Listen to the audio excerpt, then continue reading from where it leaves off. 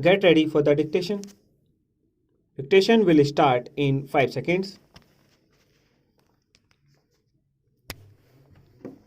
Start. Madam Deputy Chairman, there is no dispute in regard to the question that the working journalists had been suffering for long and that they need legal protection in their profession. As they were suffering, government appointed the press commission, and as a result of the recommendations of the press commission, we are here discussing this will today to safeguard their interest. Now our aim is to protect them from their employers.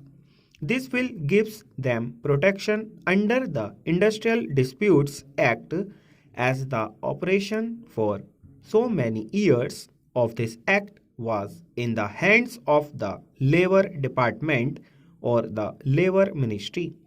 That department and that ministry are fully aware how it should be operated, as there have been lot of difficulties and lot of differences of opinion between one court in one state and the other court in the other state in regard to one item and one interpretation.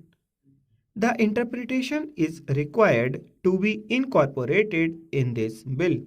So, as to what is meant by a workman, the Industrial Disputes Act has given the definition of the term workman, but it has been interpreted by different courts in different states in different ways. Now again, we are dealing with two parties, and one party is the employer. In the definition of the employer also, we do not find if we can properly put the directors or the managers as the employers. Now this bill has tried to exclude certain staff and certain people doing certain jobs. Sir, the intention of this measure is to safeguard the interests of the working journalists by bringing them under the purview of the Industrial Disputes Act, by which they will be provided with certain machinery where they can go for the redress of their grievances. Sir, we must make sure that working journalists may not be defined as employers instead of as workmen. If, as we say here, an employer is one who is employed in a managerial or administrative capacity, there is bound to be difficult. I will cite an example. Now, a working journalist might get two typists in his office and he may have three peons.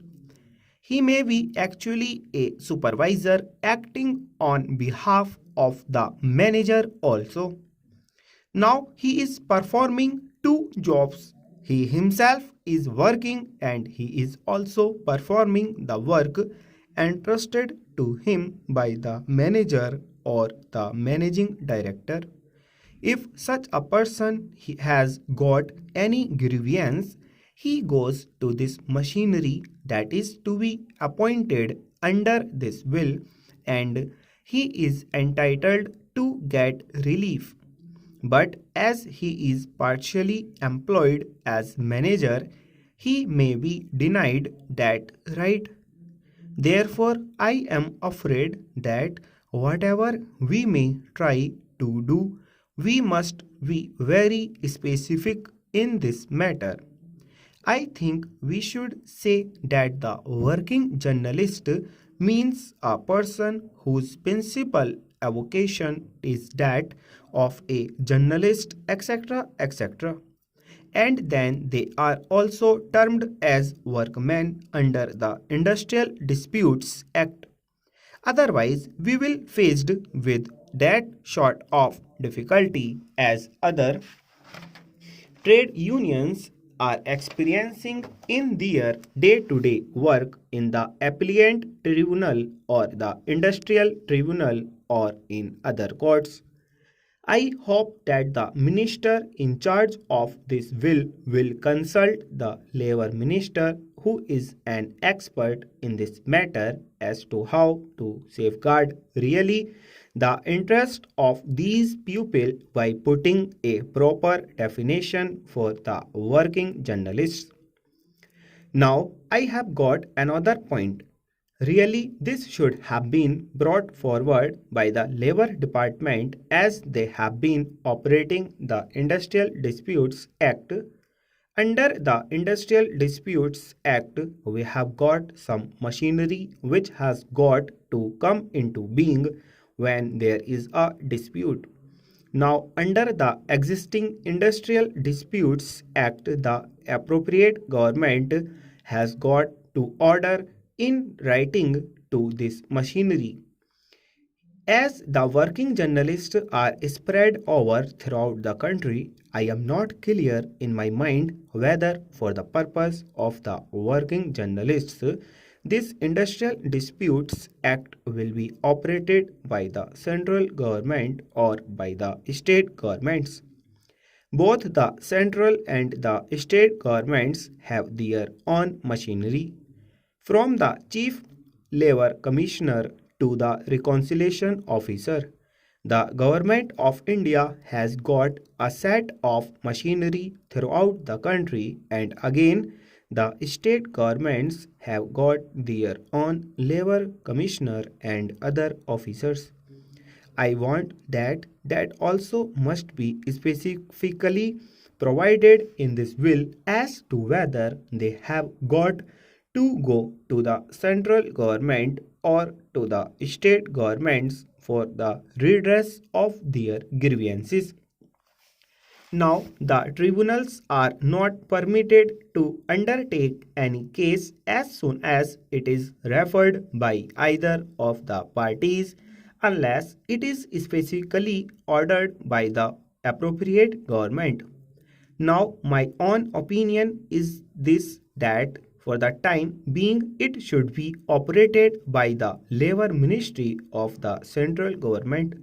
Neither the Information and Broadcasting Ministry nor the state governments should operate this because it is a new thing incorporated by the central government and the government of India knows what you for they are coming forward with this piece of legislation.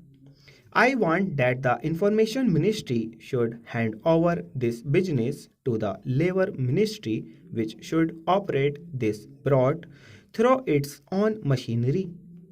Sir, anyone who knows anything of journalism in this country will welcome the protection that this bill gives to the working journalists.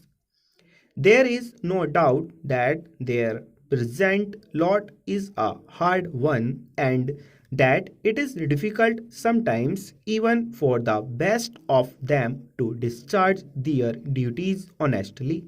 But the remarks made by my honorable friend make me anxious to understand the scope of the bill.